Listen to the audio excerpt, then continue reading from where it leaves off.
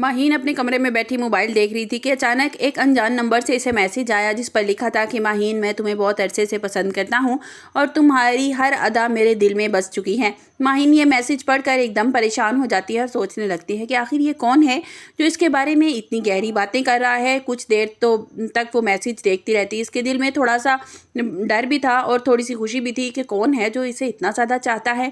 अगले दिन उसी नंबर से दोबारा मैसेज आया, माहीन तुम एक बार, मैं तुमसे मिलना चाहता हूँ, क्या तुम थोड़ा सा वक्त निकाल कर मुझसे मिलने आ सकती हो? मुझे पता है कि तुम्हें भी इस बात का तजस्सुस ज़रूर होगा कि आखिर मैं कौन हूँ और तुम मुझे भी देखना चाहती होगी। माहीन ने बहुत सोचा और फिर फैसला कर लिया वो एक शख्स से मिलने जाएगी ताकि इसे पता चल सके कि वो कौन है। और उसने अपने बाबा सिराज साहब से कहा कि घर का कुछ सामान लेने के लिए जा रही हूँ। माहीन जब बताई हुई जगह पर पहुंची तो सामने निहाल को बैठा देखकर इसके पैरों तले से ज़मीन निकल गई। वो वहीं साकित खड़ी रह गई।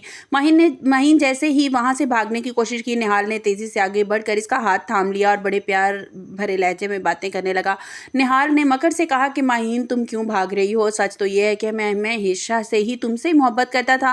वो तो माहीन थी जो ज़बरदस्ती मेरे गल पड़ गई थी। निहाल ने झूठ का जाल बुनते हुए कहा कि मैं इसीलिए तो शादी पर नहीं आया क्योंकि मैं माहीन के साथ ज़िंदगी नहीं गुजारना चाहता था। मैं तो सिर्फ तुम्हारे ख्वाब देखता हूँ। निहाल अब माहीन को अपनी चिकनी चौपड़ी बातों में और अपने जाल में फंसाने की पूरी कोशिश कर रहा था ताकि वो नरमीन से अपना बदला ले सके। दूसरी तरफ हुमायूं के घर में नरमीन किचन में कुछ खाना बना रही थी कि अचानक इसका ध्यान कहीं और चला गया और अचानक गर्म तेल इसके हाथ पर गिर गया और इसकी जोरदार चीख निकल गई। हुमायूं जो बाहर कुछ काम कर रहा था वो चीख सुनते ही दीवानावार किचन की तरफ भागा। नरमीन को तड़पता हुआ देखा तो इसका हाथ थाम लिया।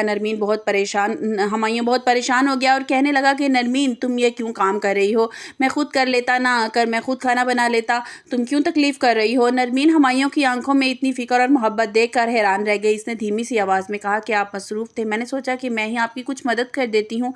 वीडियो में आगे बढ़ने से पहले अगर आप मेरे चैनल पर नए हैं तो लाइक और सब्सक्राइब कर दें। हुमायूं ने नरमीन के ज़ख्म पर दवाई लगाई और इतना ख्याल रखा कि नरमीन के दिल में हुमायूं के लिए एक सॉफ्ट कॉर्नर पैदा होना शुरू हो गया। नरमीन को अब एहसास हो रहा था कि निहाल को सिर्फ धोखा था, असल मोहब्बत तो हुमायूं की है जो इसे तकलीफ से बचाता है। कुछ दिनों के बाद हुमायूं और नरमीन अपने वालिदैन के घर मिलने के लिए गए। वहाँ सब लोगों को खुश देखकर हंसी मजाक चल रहा था।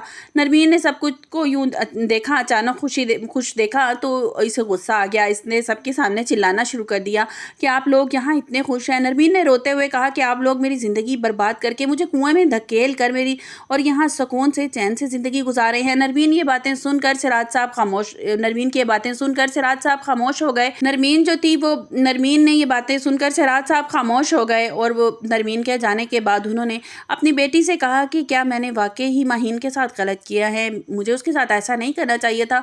तो आगे से बोलकर कहती है कि नहीं बाबा जान, ऐसा कुछ नहीं है। आप देखिएगा ज़रूर एक दिन नरमीन को इस बात का एहसास होगा, इसको इस बात का अंदाज़ा हो जाएगा कि आपने जो उसके लिए फ़ैसला किया ना वो बिल्कुल दुरुस्त था। और दूसरी तरफ अगली सुबह जो है नरमीन और माहीन के घर में जो आंटी आई होती हैं वो नरमीन को, माँ बाप तो एक बहुत अच्छा कपल थे, उन्होंने बड़ी अच्छी ज़िंदगी साथ गुजारी है, लेकिन वो आंटी बोलकर कहती हैं कि मैंने तो सुना है तुम्हारी फूफा से कि तुम्हारे बाबा सारी ज़िंदगी समझौता ही करते आए हैं, तुम्हारे बाबा किसी और को पसंद करते थे। उन्होंने इंकशाफ किया सिराज साहब तो जवानी में किसी और लड़की को पसंद करते थे मगर ख़ानदान की खातिर उन्होंने मोहब्बत की कुर्बानी दे दी, बोझ के तले दबे रहे। सुनकर नरमीन को एक बहुत बड़ा धचका लगा कि उसका बाप, जिसे वो मिसाली ज़िंदगी अपने माँ बाप को समझती है, वो अधूरी ख्वाहिशों का मजमुआ था।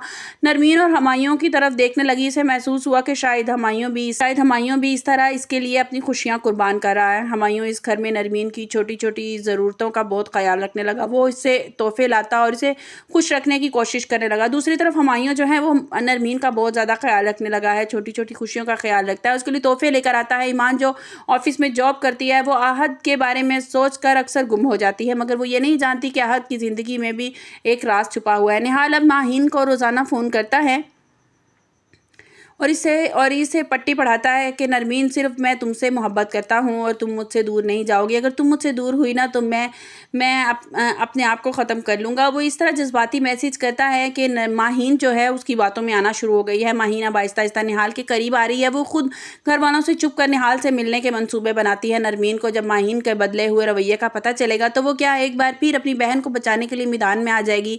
घर के हालात अब ऐसे हो गए हैं कि एक तरफ हुमायूं और नरमीन के दरमियान मोहब्बत बढ़ रही है और दूसरी तरफ निहाल एक नया तूफान लाने की तैयारी कर रहा है। सिराज साहब को अपनी बेटी की बदतमीज़ी और इस आंटी की बातों का पता चलेगा तो क्या पुरानी यादें एक बार फिर से ताज़ा हो जाएंगी। ईमान अब ऑफिस में आहत के करीब होने की कोशिश करेगी, लेकिन उसे डर है कि कहीं घर वालों को पता न चल जाए। अब देखना यह है कि क्या नरमीन हमायूं की सच्ची मोहब्बत को पहचान कर निहाल को हमेशा के लिए भूल जाएगी, और क्या माहीन निहाल की असलियत जानकर खुद को उसके जाल से बचा सकेगी, और या फिर वो अपनी बहन के इस तरह की बड़ी मुश्किल में, या वो अपनी बहन की तरह बड़ी मुश्किल में फंस जाएगी। खुशनसीबी की कहानी ऐसे मोड़ पर है जहां किरदार माजी के साए में डूबते चले जा रहे हैं। आप लोगों को क्या लगता है? अपनी कीमती राय का इज़हार कमेंट्स बॉक्स में ज़रूर कीजिएगा। मिलते हैं एक नई वीडियो के साथ। अब तक बहुत सा ख्याल रखिएगा। अल्लाह हाफिज़।